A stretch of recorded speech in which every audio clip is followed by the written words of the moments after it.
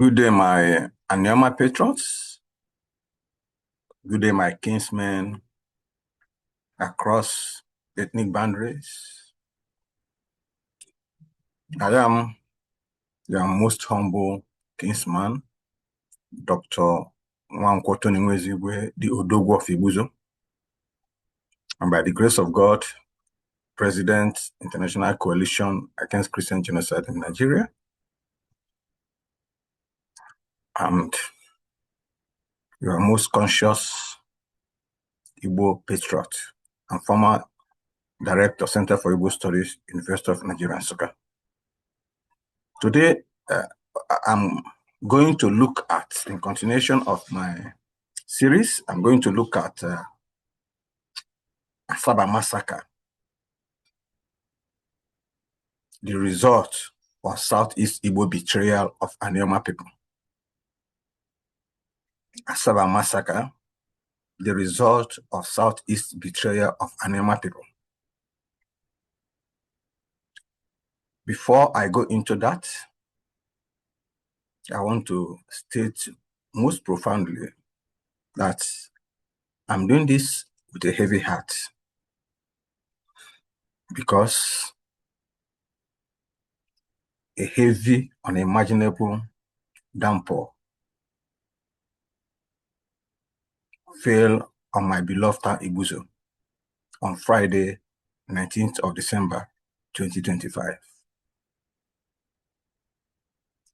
The death of the Honorable, Right Honorable, most distinguished former Senator of the Federal Republic of Nigeria, Senator Peter Nwoboshi, a distinguished patriot of ANIOMA for ANIOMA people. Well, I don't know what to say about the death because everybody is bound to die at one time or the other, and only God decides when and how and for what reason. But the point is that death is inevitable to every human soul on this earth.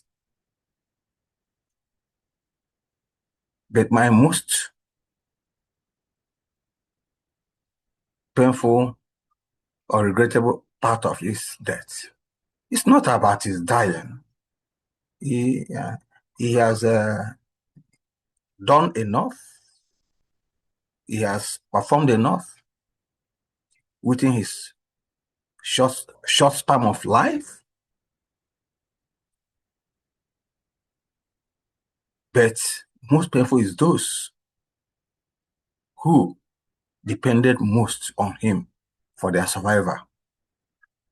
Peter Nwoboshi is somebody who I believe conservatively, not less than 1,000 people live on his personal lifeline, both in Ibuzo and beyond. Peter Nwoboshi has an aged mother and the last of his sons to die before her. Ibuzo has lost somebody. ANIOMA entirely has lost somebody. And Delta State in general has lost somebody. And I don't think any of those political gladiators who might be celebrating his exit will ever match his political clout in Delta State today, or even attempt to cover with their feet half of the size of issues politically. I did not leave what I'm here for and go into another issue. But the point is that I'm saying this, luckily enough, or coincidentally enough, I'm talking about the memory of thousands of people who were killed in ASABA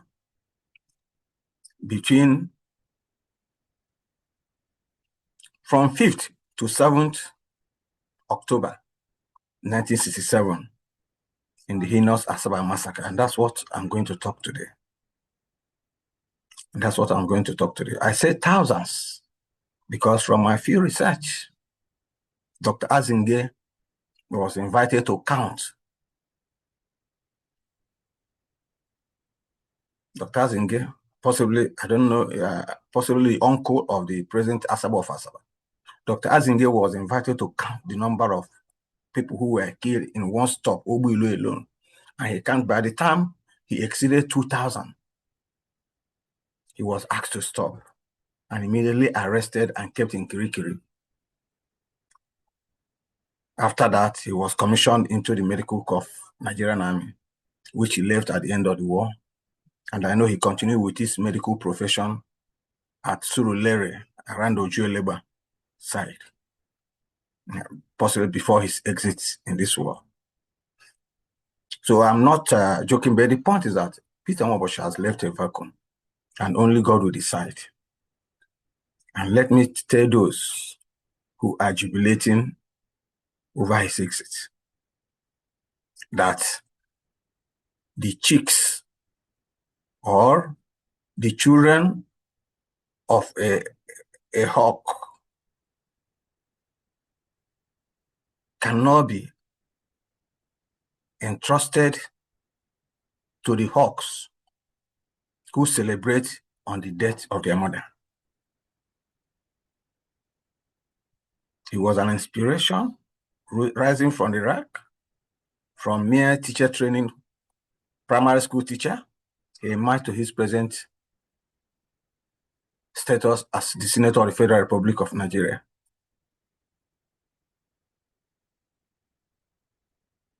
So he was an inspiration to most of us who believe that at any point in life, at whatever stage in life, there is still the hope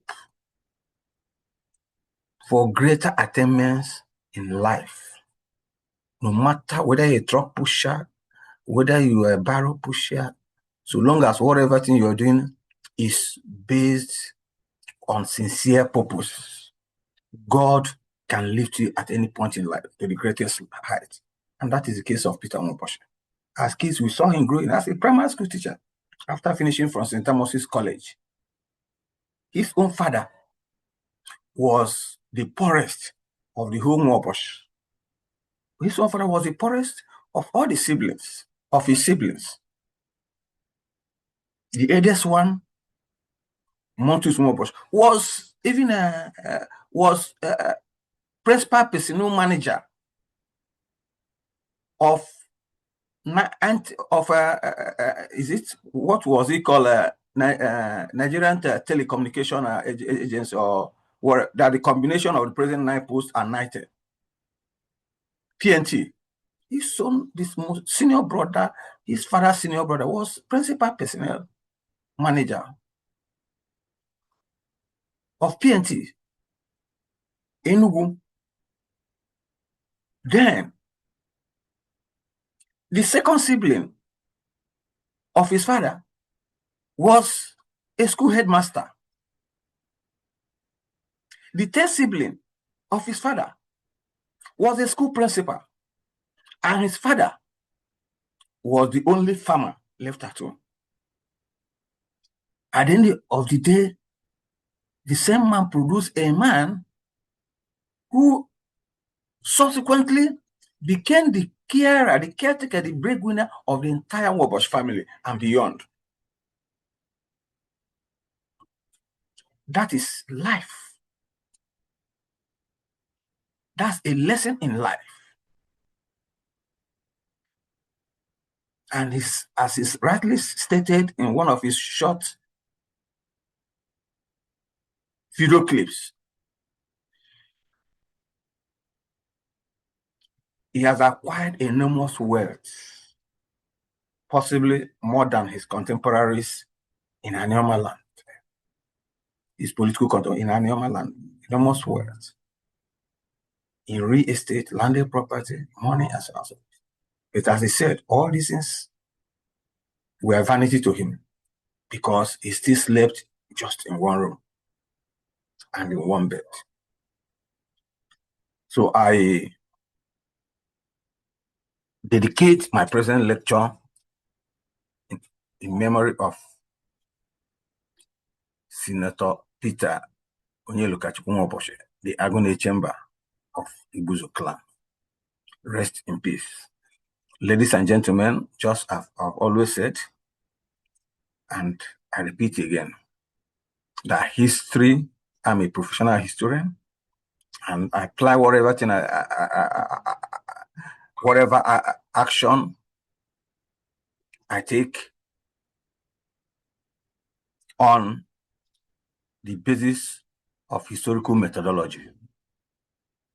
And I believe that the only way people can counter me is by countering what I said. People can go online, insult me as they've always been saying, abuse. It will not stop me from going ahead to state what I know is the truth, and nothing but the truth, to use it in Lego Palace. ASABA massacre and the revolt of Southeast, the result of Southeast Igbo betrayal. I'm saying this because oftentimes our Southeast brothers, we appear as they were sympathetic with us. They will use the ASABA massacre as a lever of political credibility or political opposition to the Fulani or Muslim, whatever, Muslim oligarchs in the north, while still hobnobbing with the same people. Before I saw a massacre, we were killed. How did it happen? As I said earlier, in defining or in analyzing a historical episode, there are 4 premises. Number 1 is remote cause of that episode. Number 2 is immediate cause of that episode. Number 3 is the immediate consequences of that episode. And number 4 is the long-time consequences of that episode. So we don't just lift an episode on its, on its primary appearance and pass a judgment. Oh, this is the situation, and that's how it stands. A child picks his father's cutlass and cuts another child. That is an episode. The immediate cause might be a conflict, a disagreement between them. But the remote cause, we anchor on his father, who made that cutlass available to his son. Because if that cutlass was not available, the son shouldn't have laid his hand on it, raised it up, and cut his colleague or his friend. So in dealing with the situation, you don't just blame the child. Oh, you did this, but who provided? We are talking about insurgents in Nigeria today. Boko Haram, Fulani herdsmen. We tell people providing them arms, because if you look at the bandits, the Boko Haram people captured, they look haggard, they look underfed, they look unkept. I know what a single AK-47 costs in international market. You know what a single bullet of an AK-47 costs. And you have people looking haggard and hungry, using it and wasting it on people. So the issue is not even those people who are carrying out the crimes in Nigeria, but those people who are sponsoring them. Until those people who are sponsoring them, I brought to book, I brought to judgment. Who cannot be talking about ending insurgency in Nigeria? And that is where the issue of this ASABA massacre I'm talking about. What was the background? Yes, the Civil War background, the pogrom background, the fact that the Igbo man refuses to understand history, his past history, which denies him the sensibility of understanding his real friends and his real enemies in Nigeria. We spoke about Nwoboshi the other time.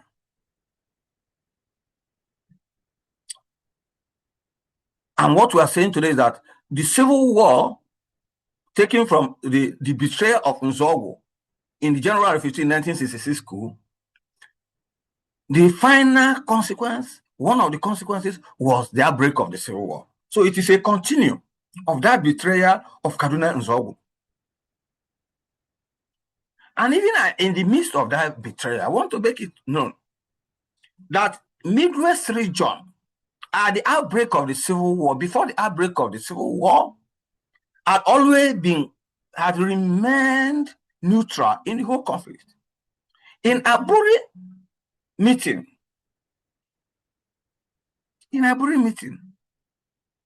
of 1967, as soon as in Aburi meeting, Delta State, Lagos State, even Western region, led by Adebayo then, Lagos Federal Capital Territory, then it was referred, not yet. Yes, Lagos State then, or Lagos Federal Capital Territory, because it wasn't a state at the time of the Aburi. It wasn't a state.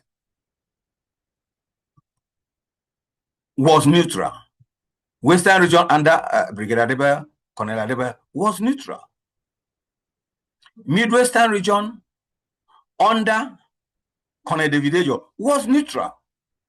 So the Aburi issue was an entire matter between Eastern region of Nigeria, led by Nwoboshi, and Northern region and federal government, led respectively by General Gowon and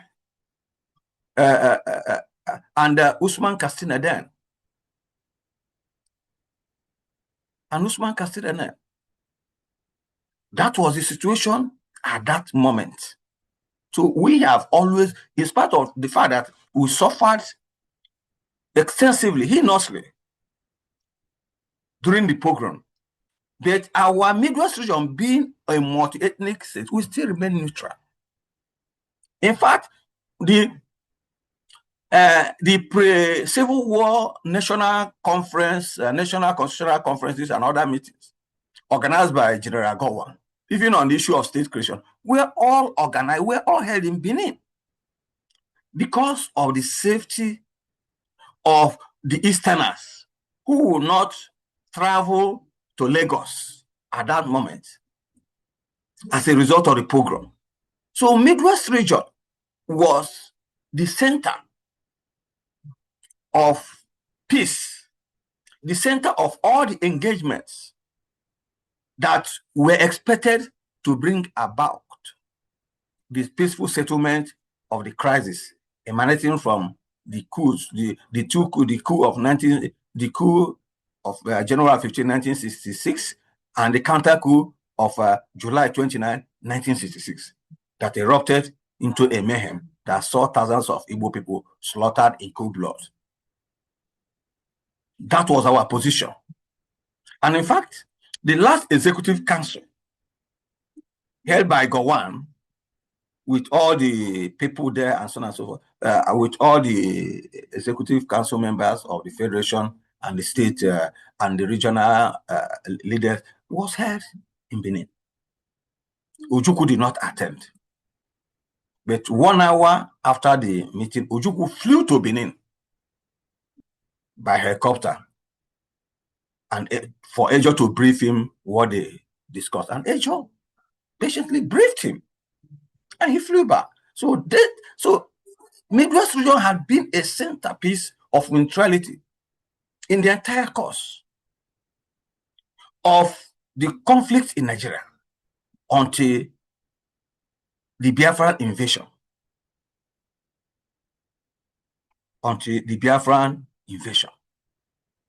That was the situation. We had, and let us bear in mind, because people often don't have time to read before arguments, before engaging in senseless arguments. At this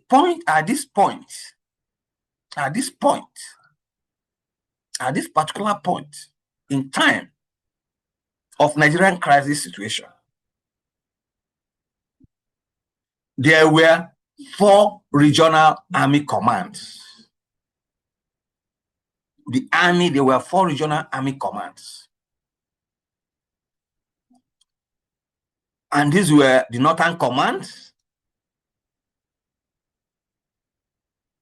headed by Lieutenant Colonel Mohammed Shua, Shua Mohammed, the Western Command, headed by Lieutenant Colonel Lieutenant Colonel Olusegun Obasanjo, the Eastern Command, held by Lieutenant Colonel Hilary Njoku, and the Midwestern Command, headed by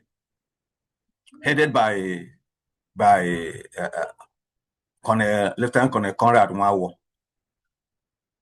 So the army was already, except for the federal garrison in Lagos, which tried to maintain the status of the central authority. There were 4 regional divisions of the army, and that was part of what was agreed in the Aburi Accord, in the Aburi Agreement, and so on and so on. Remember, Aburi Agreement was just an extension of the meeting of the Federal Executive Council, because apart from Midwest region, they needed to go to another country where they can now sit and speak friendly. So it was not really a peace meeting; it was an extension of the Federal Executive Council meeting, hosted by General Ankara of Ghana, then the military head of state of the Republic of Ghana. So and let me say that even the decision for Gowon to create the 12 states structure was taken in Benin. People may blame Gowon, the 12 state structure was created to undermine Biafran secession. It's not true. The point is that before the creation of Midwest region, there have been agitations by the Middle Belt for them to have their states. There have been agitations by Cross River people under the present South-South. There have been agitations. Midwest state movement was agitating to be created from Western Nigeria. The core states were agitating to be created from the Eastern region, including the Republic, even the Southern Cameroon was agitating for an autonomous region for themselves. In the North, the Middle Belt was agitating for their own creation. In fact, at the time the motion for the creation of Midwest region was moved in the Federal House of Representatives, where Obafemi Awolowo was the opposition leader, Obafemi Awolowo moved a counter motion and says that instead of creating only Midwest region, 8 states have to be created.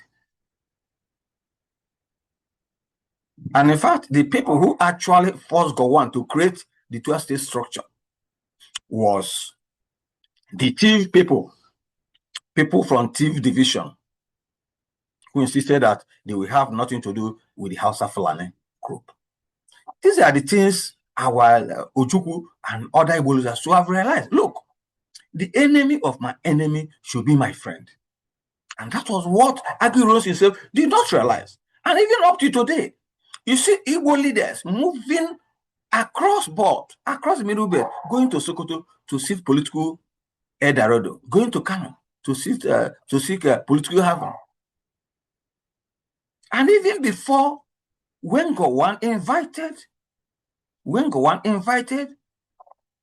Chief Obafemi Awolowo to his cabinet, Awolowo gave him one condition, and that condition is that you have to break up the North. You have to break up the imbalance between North and South. And that was why Gowon created 12-state structure, 6 North, 6 South, balancing, to show us that Gowon actually was in love of Southerners more than the Northern. 12-state structure. This 12-state structure was destroyed by Murtala Mohammed in 1975 when he took over power, tilting the balance of power for the North against the South.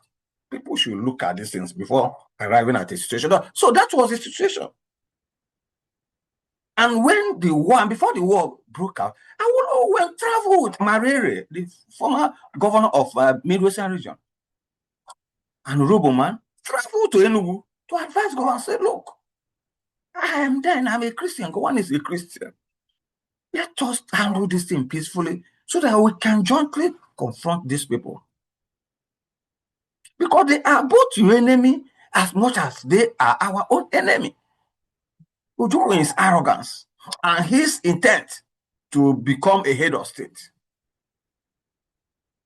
and his ignominious treatment of Gowon as a non-starter, as inferior to him, refused, and even insulted Obafemi Awolowo. And when Obafemi Awolowo came back, he said he will not attempt to go back to that man again with all the insults he received. We don't look at this, but because of ethnic sentiments, we try to blur all these facts of history to advance our own personal interest.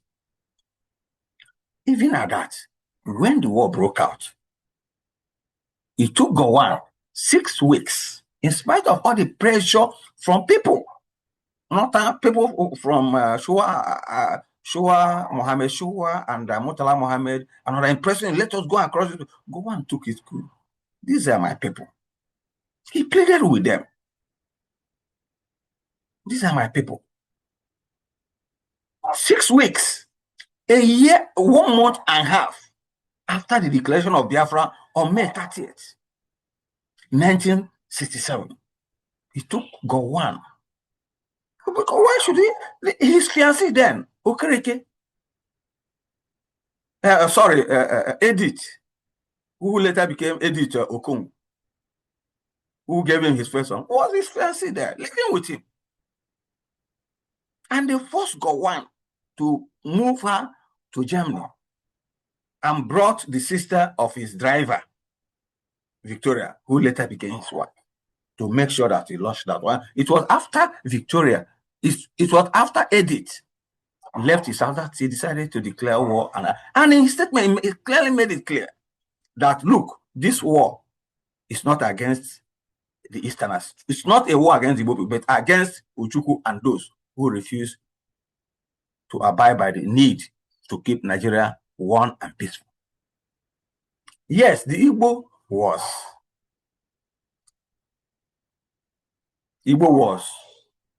under the hammer of arbitrator, yes. And there are some reasons why the issue of secession arose, and there are also reasons why the issue of secession shouldn't have arisen. Everything depended on management. So this was the situation when the war broke out. And when the war broke out, on July 6th, 1967, Midwest region said, we are not part of the war. And Ejo was right, because the bulk of the commanders and officers and soldiers of the Midwest Command of Nigerian Army were ANIOMA people. So for that reason, Midwest region decided to be neutral in the war. And they made it known, even the Western region, then under the influence of Obafemi Awolowo, was partly, not fully, Awolowo was still hoping that the war will end peacefully. And then the war, even when Adekunle tried to convey some weapons, arms, and ammunition through Midwest region to Warri, then to Opobo and Bonny. One war who is going to say, no, we are neutral in the war, you can't pass through here. So Benjamin Adekunle had to move back through Lagos and down to Bonny. That was the situation. Even Ojukwu around, Ojukwu even said, the Midwest should not allow federal troops to be stationed there. We said yes. In fact, the federal troops were stationed far apart, far away in Western region. They were stationed far away. So we were neutral. Business was still going on between our people and East Central State while the war was going on.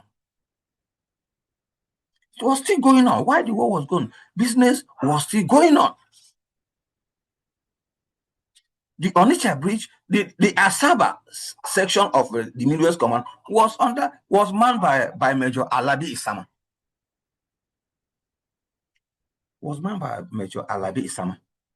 That was ASABA sector. So there was no question. There was just a small roadblock. While the war was raging in Nsukka zone, Nogoja, Obubra, Calabar, Bonny, and other areas, we were peaceful. We were not involved in the war. Our men were there. People could still travel from the east to Lagos while the war was going on. And people in Lagos could still travel to the east through our places, because we were not involved in the war. The Onitsha sector was free, everything. And we had hoped that we should have acted as a fallback for Biafran refugees and those who would not like to continue with the war, so that through us, they can now seek peace with the federal government. That was our position. So normal people were not engaged in the war. But all these things changed when the issue of ethnic bigotry crept in. We are being told, we're Igbo, we should support us, we should join Biafra. And so the same thing they're doing presently. We're Igbo, we should join Southeast, we should do this, we should join Biafra. That was what they were doing when we were living peacefully with our non-Igbo speaking neighbors and neutral in the civil war, and even acting as the protection for our Igbo people. Our Igbo kinsmen from the East, protecting them by being neutral. That was not enough for Ojukwu and his Igbo kingpins. And the next thing they did was to coerce Nwawo and other people, Ukochima and other people, and coerce them to grant Biafra the permission to raid Lagos through our neutral land. And those who refused, those of our people who refused,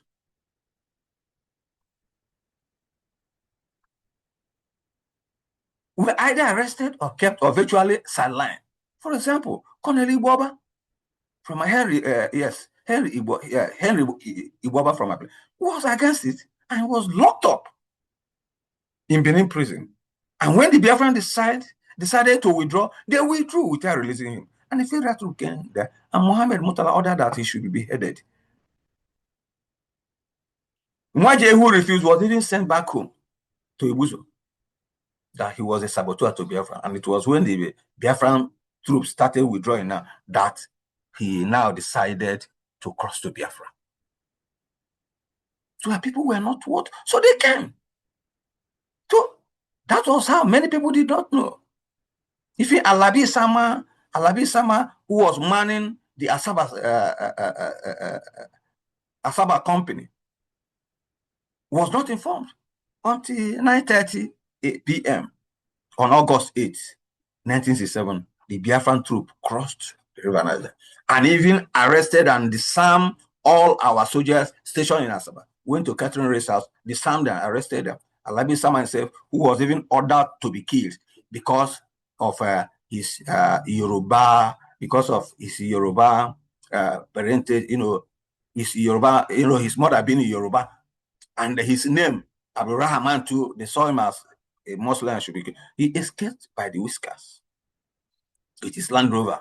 Then he had no alternative than to cross over to the Nigerian side. Ugbemudia, who was holding one of the armories of the Midwest Command, was informed, and he knew that if he had refused, they might have eliminated him. So Samuel Ogbemudia, then a major, joined them and then went over. When he got to Ore, he decided to escape and join the federal troops. And when he got to Lagos, he was posted to Awuchi and joined Murtala Mohammed. That was how he eventually became the military governor of Midwest region. So anybody telling us we did not invite the Biafran troops to invade Midwest region, they enforced it on us, they came as conquerors, and this action eventually brought the issue of hatred between us and our Edo people. Between us. I'm talking about Alabi Sama, who has released a famous, book now on the Civil War. He retired as a brigadier general from Kwale. He was an assassin. There was no question of saying, oh, this man was on the federal side. He escaped because they were about killing him because of his name. So anybody telling us cock and book stories about, oh, Biafra, we will not accept it. Ejo from Urobo was the military governor of Midwestern state, or yes, Midwestern region, state then, was military governor. The Biafran came and even tried to arrest him and put him into house arrest. He fled to Bishop Kerry's the Roman Catholic bishop's house, Bishop Kelly then, and hid there. And then Bishop Kelly threatened the Biafran that if anything happened to Ejo, he will make sure that the Roman Catholic Church, the Caritas, and Rome will carry strong sanction against Biafra. And that was why they could not pull Colonel Ejo from Bishop Kelly's house, and then Ejo had to flee after some time. So it was a conquest that pitched our people against our Edo brothers, our Edo Ijo, because you are going to Lagos. When you came to Abo, you went up to your journey was to go to Lagos. You came to Abo, you now went up to Awuchi, conquer the whole, to Warri Saple, and occupy the whole Delta State. Occupy the whole Midwest region. They are telling us, who did we beg you to come and liberate us? We are not in the war. And let us read. I want to quote part of Colonel Banjo's broadcast to Midwest people on August 14th, 1967 at PM from Radio Nigeria, Benin City, for us to know that Ojukwu's mission was to conquer and dominate our people and colonize our people. It was not a question of going to Lagos, but it was a question of colonizing our people. Otherwise, the Biafran troops should have moved past us as we are neutral and head straight away to Ore without occupying any place, without even trying to constitute the government, their own government. Eastern region was independent. Midwest region was independent. And what right had Ojukwu to now come and said he was imposing an administrator on Midwest region? Another region coming to Midwest region to impose an administrator and remove our own governor for another region. Was that not conquest? Let us even read. Because of the rising conflict already generating between our people and our Benin and Ijo and Urobo, Ishan and other people against our people, who were already being oppressed, intimidated by the invading Biafran forces. Banjo was forced to make an appeal in a broadcast. Even in that appeal, we can see the major reason of the Biafran invasion, which was not a liberation. It was not a question of Biafra defending themselves, because the over 3,000 officers and men that moved with Biafra, from Biafra to invade our state and then Ore, should have been used to counter the Nigerian troops at Nsukka, at Ogoja zone, at Calabar, or at Port Harcourt. Let us hear him. I wish to stress once again what I said during the press conference and previously on the radio, that the movement of this army into the Midwest is not a conquest. It's not telling our people that it's not a conquest. So what was it? It is also not an invasion. Yes, not so. What was it if it was not an invasion? It is to enable the people of Midwest to see the Nigerian problem in its proper perspective. Who told you we did not know the Nigerian problem in our own perspective? If not, why were we then neutral in the whole conflict? Why were we neutral in the whole, if we didn't know the Nigerian position in our own perspective? Our own perspective was that we should remain neutral because we were multi-ethnic.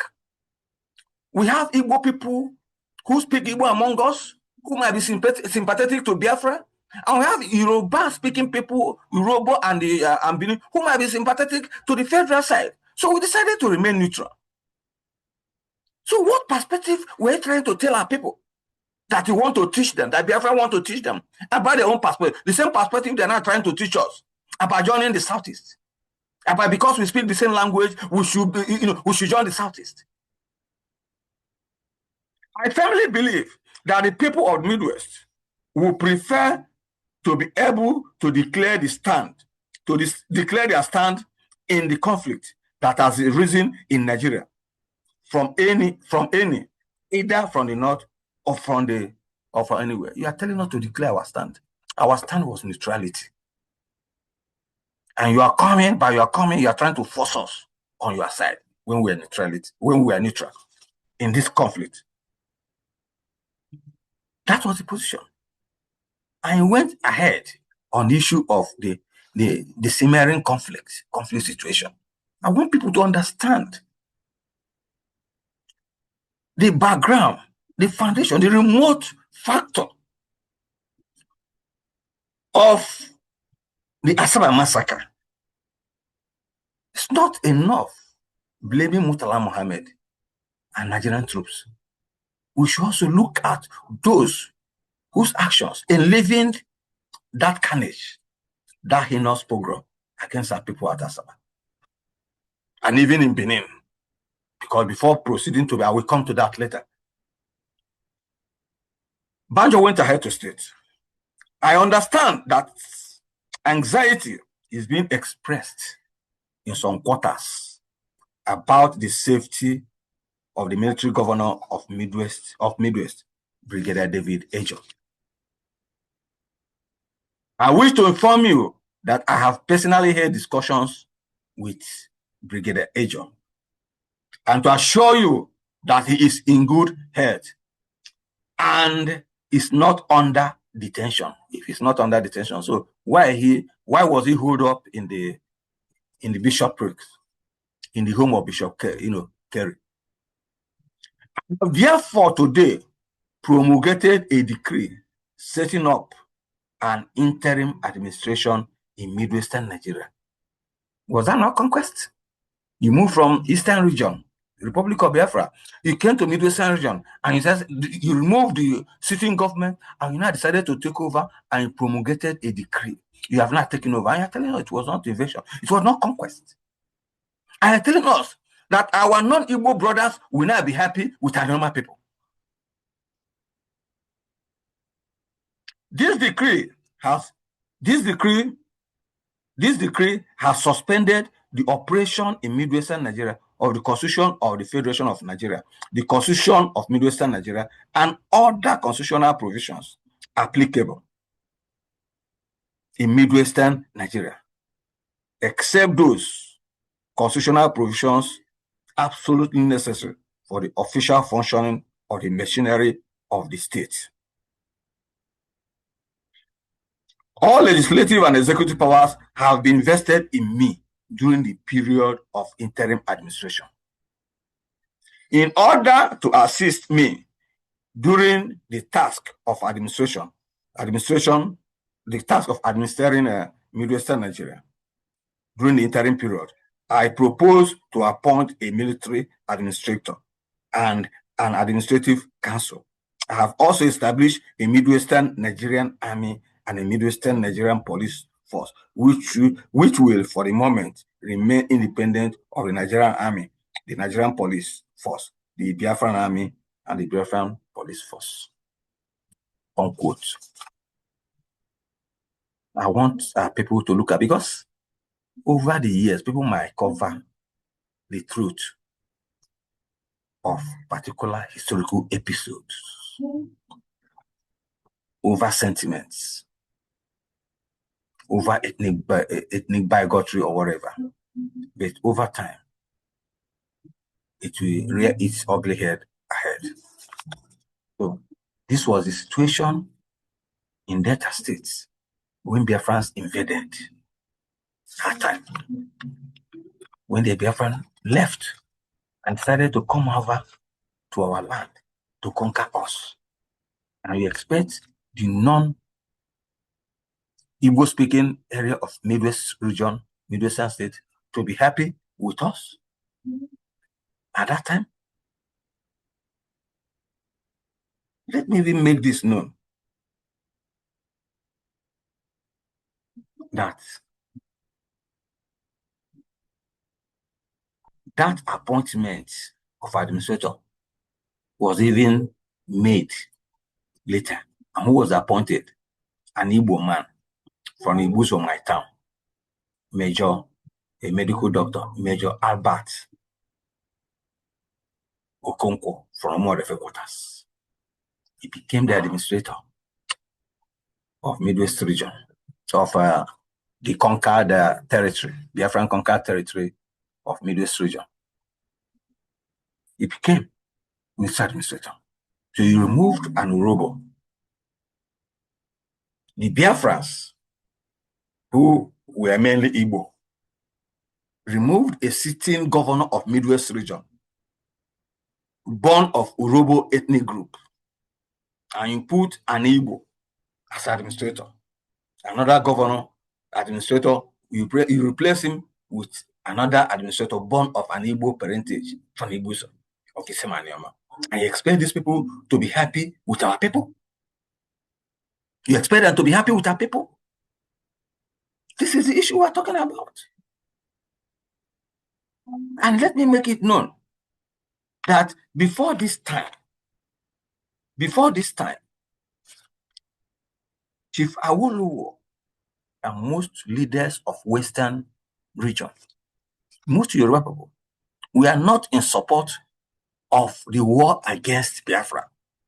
Awolowo was hoping that the matter would still be settled amicably until this Biafran invasion. Many people, that's at times when my Igbo brothers from the south is doing the obedient movement, well, I actually opposed, I actually condemned Professor Wole Soyinka at the time. But then there were certain statements some people make from the East and so on and so forth, which are minding the fact that the same Professor Wole Soyinka was imprisoned by federal government for supporting Biafra. So a lot of notable Yoruba people did not support the idea of the war, federal crossing of Biafra. Even the then Vice Chancellor of University of Ife, the President of Bafemia Awolowo University, said, why should you say, when go and say crush, you say, why should you talk about crushing fellow Nigerians? That word was uncalled for. I'm telling you the state of Yoruba, that is elite Yoruba mindsets at the time, led by Obafemi Awolowo. We remember when in 1967, earlier in 1967, when in the course of the war, when Colonel Adebayo, the military governor of Western Nigeria, ordered all the Igbo people in Western region to leave immediately. Gowon intervened and said, no Igbo man should leave Western region. People should go and check the record. That was Adebayo versus, sorry, not Gowon. Obafemi Awolowo ordered that should never happen. And that is why many Igbo people remain in Western region throughout the whole world. That's where people like Okpabi Asika, even my Obuzo, will be Professor Nwoboshi, Louis Nwoboshi, was in Western Nigeria. At that time, nobody touched it, nobody killed a lot of them. So it was not a question of Midwestern, we were neutral. People like Asiodo, Chief Asiodo from ASABA, Philip Asiodo, was directly with Gowon. So it was not like, because they knew we were neutral. A lot of our people knew we were neutral in the war. Before you came with your devilish ethnic idea of oh, we're Igbo and we went there to create problem with us. It was indeed after the invasion that Gowon, Chief Obafemi Awolowo, decided to come out fully to support the federal war effort against Republic of Biafra, Secessionist Republic of Biafra. Before then, he was not fully in support of the war, hoping that some peaceful settlements will bring the conflict to the end. And let us hear what Obafemi Awolowo said on August 12, 1967, in his broadcast against the invasion of Midwest region. Before then, the Biafrans had not crossed over Tore. I'm talking of April 12th, August 12th, 1967. I quote him, "From the inception of the country, the Yorubas have consistently stood for the unity of Nigeria and for the equality of status for each of the many and diverse national groups in the country, regardless of territorial or population size. The Yorubas have never set out to dominate others, but have always resisted with all the energy in them any attempt, however slight or disguised, by others to dominate them. They believe in federal union of Nigerian peoples and in complete self-determination for all the national units in the land. It is for these causes that they fought valiantly in the past and will fight now and in the future. Indeed, it is for these causes that they will now be ready to resist any attempt by the rebel forces from the east and the Midwest to violate their territory and subjugate them," unquote. This was at the point which for Obafemi Awolowo now declared his stand on the issue of Biafra. We have to understand it. And worst of all, after creating all these problems for our people, the Biafran decided to withdraw from Awuchi. They withdrew from Warri, from Saple, from Uyeli, from other. They withdrew from Ore on a massive movement without informing Okonkwo, the imposed administrator, without informing our Biafran, our Midwest, our ANIOMA soldiers who were with them, officers. They did not inform them. And they were exploiting our resources. Because Banjo insisted that, according to Ojukwu's order, all the Biafran troops that invaded should be paid with Midwest money. So Banjo forced Okonkwo to be paying the Biafran invading troops with the Midwest money, resources. And when Okonkwo protested and called Ojukwu, Ojukwu said that even though also Banjo was also withdrawing from us. That was Ojukwu's response. And it was then that Ojukwu asked him, did Banjo inform you that the troops were withdrawn? That was when Okonkwo knew that the Biafrans were retreating without informing him. And by the time they got to Ore, he had to relocate his office to Asaba. So they withdrew without fighting. They did not even fight at Ore. We are talking about fighting. They were just little skirmishes in Ore. And then they went, but there was no battle in Awuchi. There was no battle against federal troops in Warri. They just decided to live in our people. We were staying peacefully, neutral. They came over and destroyed our peace. They destroyed the peace that existed between us and our Edo-speaking people. Our Urobo, our Shekiri, our Ijo, our Yoruba people. They destroyed it. And they withdrew to the east, leaving our people vulnerable.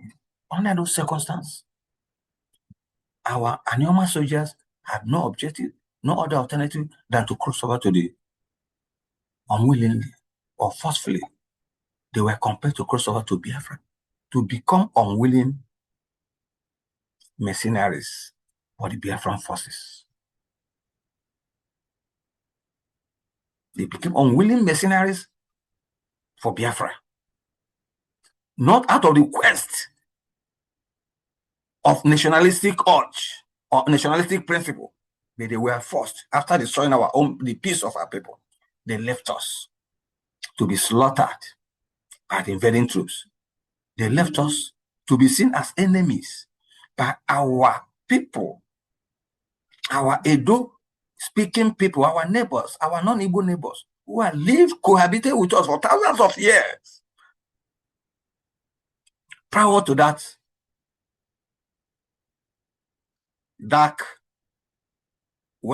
let me say that because the night was already dark. But that dark night of 9th August 1967, when the Biafran troops crossed the River Niger, invaded, they left. What happened? They were even ridiculing ourselves. Our people were not even treated. Let me even quote from American intelligence report on the Biafra. Let me share a part of what they said. What happened? During the retreat, I quote, during the retreat, okay, I quote, yes, during the retreat, let me quote, the Biafrans were usually mounted in vehicles, while the Midwesterners had to walk. The attitude of the Biafran soldiers and officers was that they will not fight for the Midwest if the Midwest army did not want to fight, unquote. That was from American intelligence report. We did not bring the fight. You brought the fight to us. And you are now ridiculing us that you want to fight. Why should we fight? Fight for who? We did not declare our state a republic. It was even as a result of that issue, that oppressive nature of the Biafran troop, that the idea of declaring the republic, the Republic of Biafra came up. And they were seeking, according to the report, they were seeking permission of the Oba of Benin. Before that, Oba of Benin was reluctant.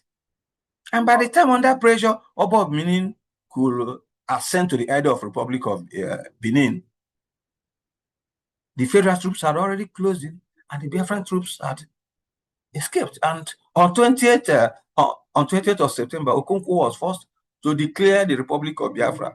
And after declaring the Republic of Benin at ASABA. And immediately after declaring it, he crossed over to the same Biafra. So we had a Republic of Benin that lasted for even less than 24 hours. That was how the issue of declaration came up. And they left. They left and then moved back without minding the consequences of people we meet. And let me even read part of Murtala Mohammed's broadcast that indicated his intention to exterminate our people. After arriving in Benin on September 21st, 1967, Murtala Mohammed went on the air to broadcast to the people of Midwestern states. It read in part. Let me just quote the relevant and the short part of it. The march to Enugu continues, and anybody that stands in the way of the federal troops will be regarded and treated as a rebel. I have already dispatched my forces to deal with rebels around Abo and ASABA. I would like to appeal to all my brothers and sisters in the Midwestern state of Nigeria to assist the federal troops in locating and eventual destruction of the rebels that may be hiding around the Midwest, unquote. What was that? What was that supposed to mean? It means killing anybody who was associated with the Biafran rebels. And who were those associated with Biafran rebels? The ANIOMA people. Most of who were there in Benin. And that night he declared a curfew. Nobody should step outside. And that gave the Benin's, the federal troops, to now descend on our people. The federal troops descended on our people. They were being pushed by our Benin brothers, who saw them as agents of the Biafran troops, who left us and withdrew. And according to intelligence reports, more than 2,000 of our people residents in Benin at that time were slaughtered. We're not talking about ASABA only. Before moving to ASABA, and a lot of our people were slaughtered from Abo, unfortunate people, until they got to ASABA. In fact, when they got to Ogwashuku, they slaughtered a lot of people, because at that time, there were 3 main prominent towns among Anema people. After Benin, you have Abo. After Abo, you have Ogwashuku. Ogwashuku was prominent because that was the divisional headquarters of ASABA division. And then you have ASABA,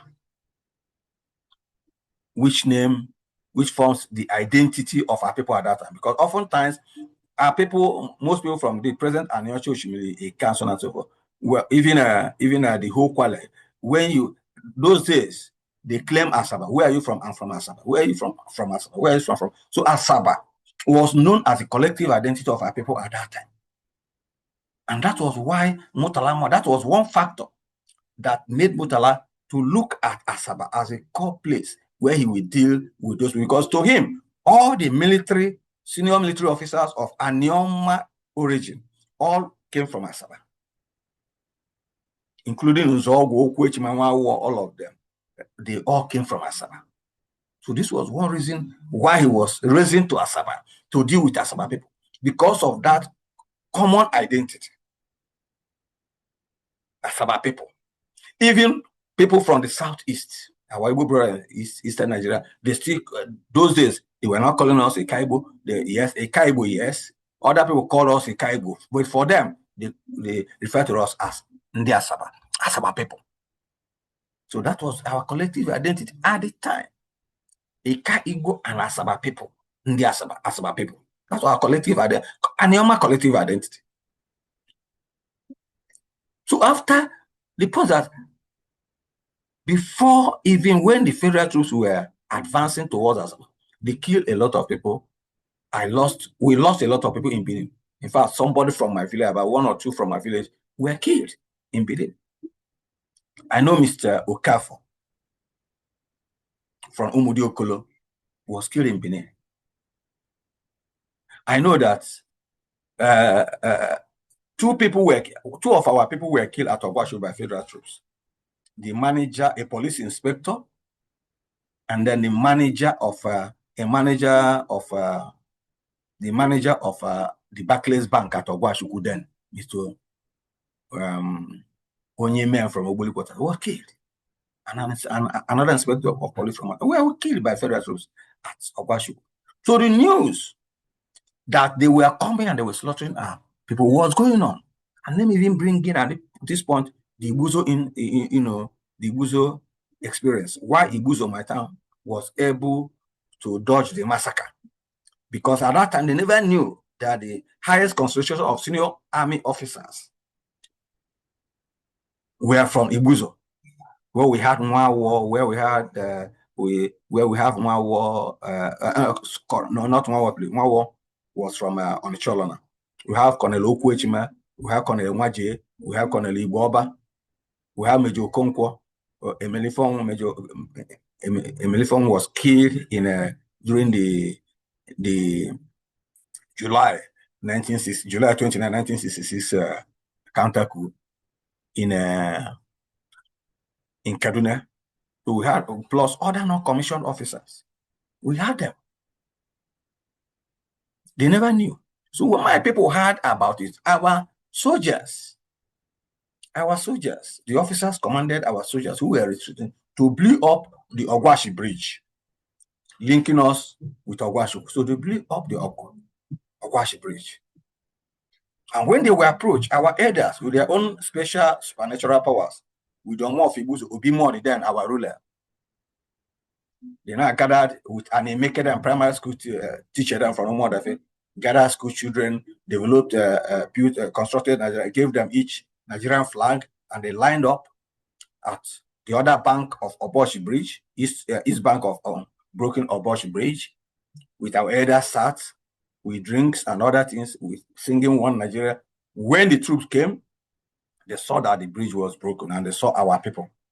Our people welcomed them, that we are for one Nigeria. But they said, where is the road to ASABA?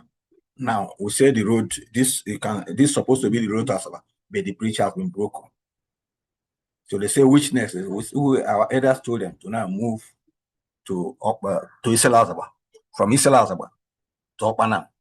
When they go to Okpanam people with their supernatural powers again, positioned an old woman with a time with just with a small loincloth, was sweeping in front of the entrance to the town. The woman was sweeping, and the federal government, federal troops were swept away. They proceeded to the next Okpanam camp known as Okutubo, around the location of the present Delta State House of Assembly. Then proceeded to Okutubo, because that was actually the trunk A road that led to Lagos. That was the Benin to Lagos. That was trunk A road. My own town was the trunk B road. We joined the trunk A road at Umunede. So that was the situation. So now, when they went to Okutubo, there were Biafran troops who laid ambush there. And they fought the approaching Nigerian troops. And then retreated, crossed the river Niger, and blew up the Niger bridge, stopping our people from fleeing across the Niger to the east. With that rage, the federal troops now entered ASABA. So 2 factors. First, the fact that ASABA was the collective identity of our people, and the presumed home town of all the senior army officers. Secondly, the fact that they were already, that was the only place they encountered hostility from their march all the way from Benin. That was the only place they encountered hostility. That now enraged them and decided to attack ASABA people. So I want us to understand this against the background of Biafran invasion, against the background of people talking nonsense. Our East brothers, ASABA was massacred because they were Igbo. They were massacred because of Igbo. They used to carry unnecessary and tainted favor or support from our people. Oh, ASABA people were killed. People were massacred because we were Igbo. Who created the situation? Who created the enabling environment for that atrocity to take place? It's you people from the Southeast. So you created it. So don't come along sympathizing with ANIOMA people over the massacre in ASABA, over the killing of our people in the civil war. You created it for us. Because if you did not invade, we should have remained neutral in the war. There should not have any need for anybody to come and attack our people and massacre our people. I was a kid of 6, 7, 8 years, 6, 7, 8, 9, maybe 10 years at the time the war ended. So I have my own personal observation. I knew that our people in Biafra were not treated as equals by the Biafran troops. I knew that our people were only sent as commanders, one war commanding 82 Division, Achozia commanding his own division as well, because we were warriors. We were utilized, we were exploited by Biafra. And our people lost their command, because if we had remained neutral, people shouldn't have lost their command. They shouldn't have lost their commissions with the Nigerian army. They should have been integrated. But they suffer because of that mentality of we speak the same language.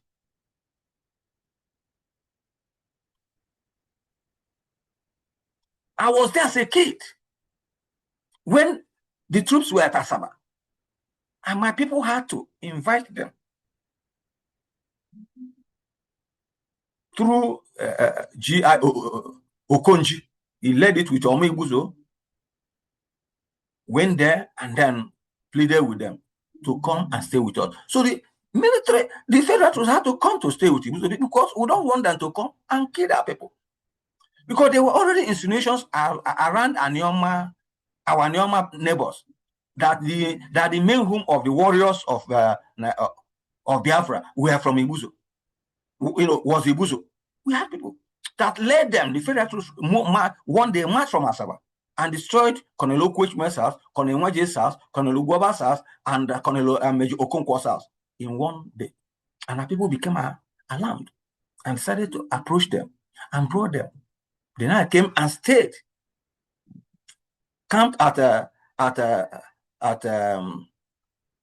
primary school, in one of the primary schools in our place. They stayed there. I think that should be St. Michael's primary school, near St. Angela's primary school too. Because then in Ibuzo, we had two primary schools made for girls.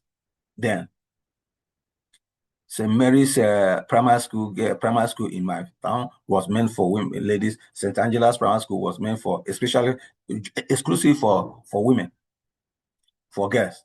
So they stayed there, St. Michael's primary school and St. Angela's. The federal government just on the road on the Ibuzo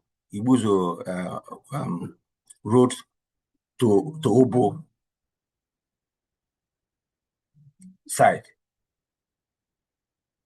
They come there. We were staying with them. And even in the night, we discovered that in the night they'll be shooting. What was the reason? Our people were attacking them because our town had over 10,000 native cows. These dwarf cows. We had it in my town. And in the night, they were attacking the federal troops with light. Federal troops now summoned our elders and said, if you don't kill all the cows, we will kill all of you. And our people had to slaughter the cows within a week. And it was as a result of that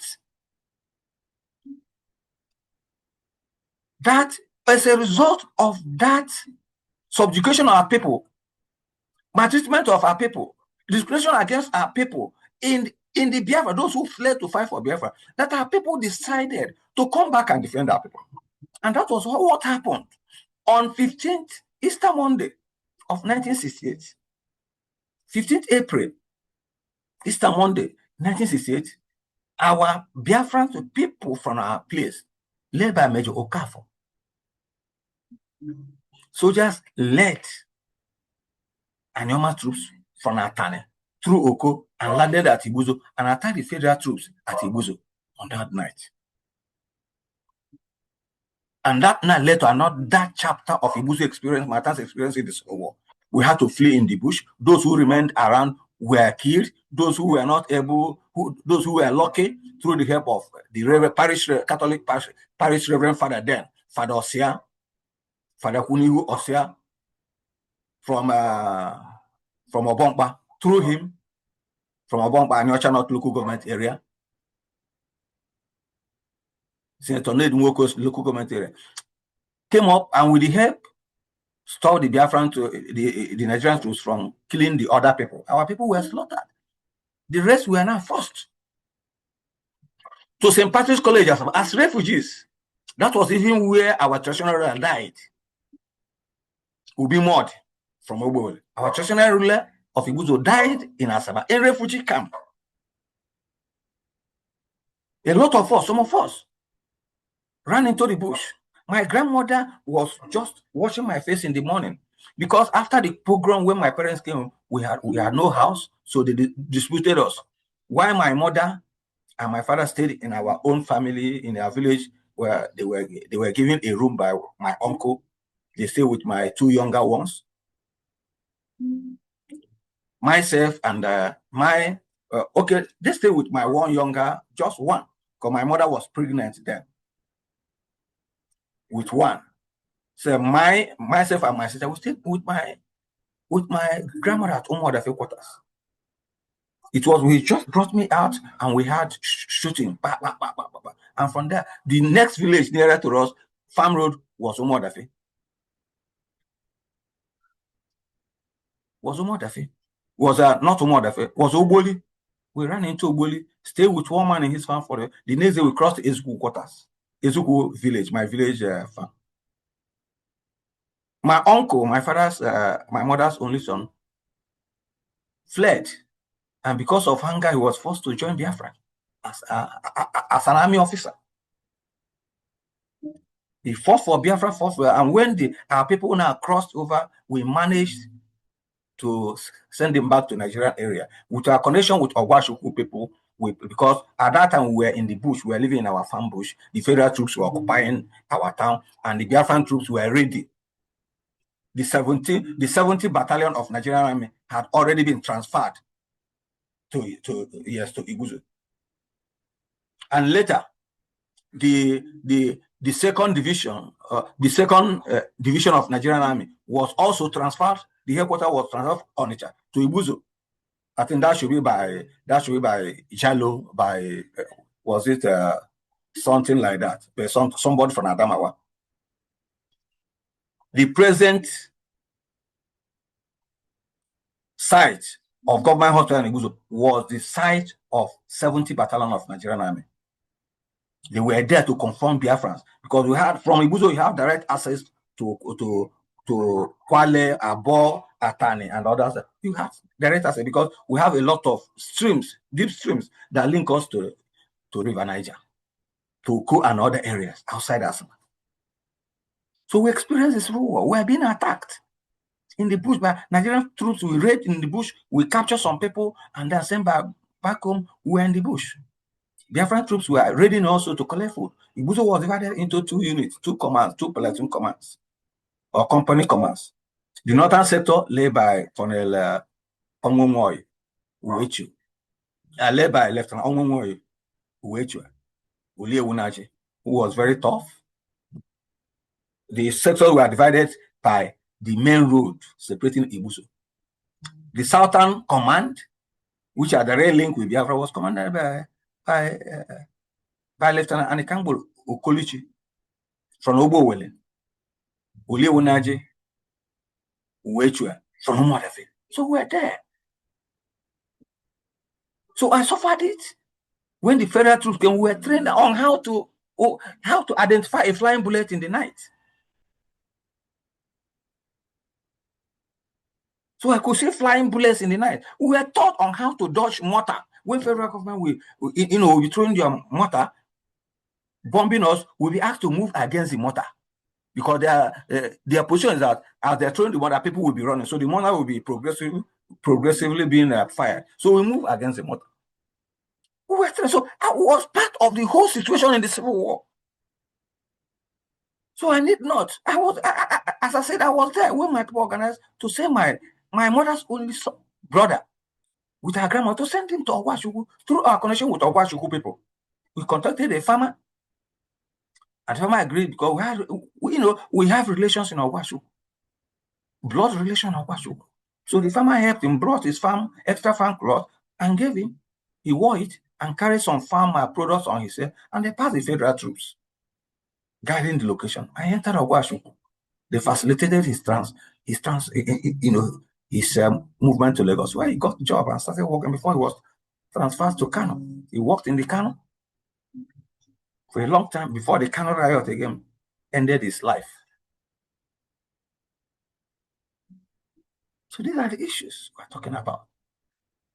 So people should not come and start telling a cock and bull story about the Civil War, because much of the sufferings of ANIOMA people during the Civil War were created by our Southeast Igbo brothers in the name of Biafra. And the same people are coming to tell us Biafra IPOB. The same people are coming to us, we're of the same language. Let us join Southeast. Join Southeast for what? I came back to my town as a kid. November 1968. Nearly all the town, all the buildings in the whole community were destroyed. All the good buildings, the thatch roofs raised to the ground. We were put in refugee camp for about 3 months or even 6 months. We were in refugee camp about 6 months before we started going back home, catered by Quaker Service and other people, Caritas, Quaker Service, so on and so forth. We were put in refugee camp by Quaker Service in particular. So I experienced the civil war as a person. So I don't need somebody to come and start telling me stories about Biafra. Those who were born in the 80s, in the 90s, in the 70s, coming to tutor our people on Biafra on why we should join the Southeast. I'm not talking as, from my knowledge as a historian, I'm not talking as a participant, as a victim of Nigerian civil war. So people should not come and tell us stories about the civil war. I knew many people that got killed. Many people, many of my uncles that were killed in the war. The first battle that was fought between Nigerian troops and Biafran troops in my town, in my farm road, Esuku Farm Road. One of my uncles, Honora, fell on the Biafrans, fell on that day. He was from Umosowe. He died on that day. He was killed by Biafran troops. I have another uncle, Uwechwe, from Uwechwe family. Yes, from Uwechwe family. Uwaje family. Uwaje family, from my grandmother's side, who did not return. His aged mother went around the whole Southeast searching for his son. He could not return. A lot of my people at the end of the day, they were searching for their children around the Southeast. They could not get them because they died.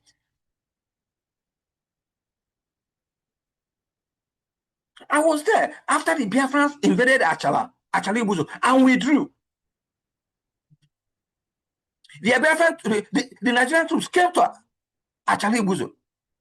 And when they came, Biafran troops fled. And when the Nigerian troops withdrew from Achala Igbozo, Biafran troops came and arrested the elders of Achala and accused them of colluding with the Biafran, with the federal troops. When you fled, when the federal troops arrived, you arrested them. Obiogu, the Diokpa of Achala, and a lot of them, they were arrested. He was arrested with my uncle, Mr. Stephen Wendu, was arrested. My uncle was glad with some elders that he received 80 slashes of cane from Biafran troops. And said back, why Obiogu and his wife were condemned to death by Biafran troops? They tried to execute them, they could not. They tried to cut us, they could. Obiogu and his wife, the Diokpa of Achalibu, the Diokpa of Anyalom, the Diokpa of Ezuku Kota. At that time, Obiogu was buried alive with his first wife by Biafran troops at Atane. By Biafran troops at Atane. Not Nigerian troops. He was buried alive with his wife at Atane. Biafran troops. And people are coming here to tell us trash that we go. We should join Southeast, we should do this. I don't blame people like Ned Nwoko, people like Obuzo of Ibuzo, my uncle, people like the Obi of Idumuju Uno, and others who are hanging around talking about we should join Biafra. They do that because they did not experience the civil war. They were off the civil war. They were off the terrain.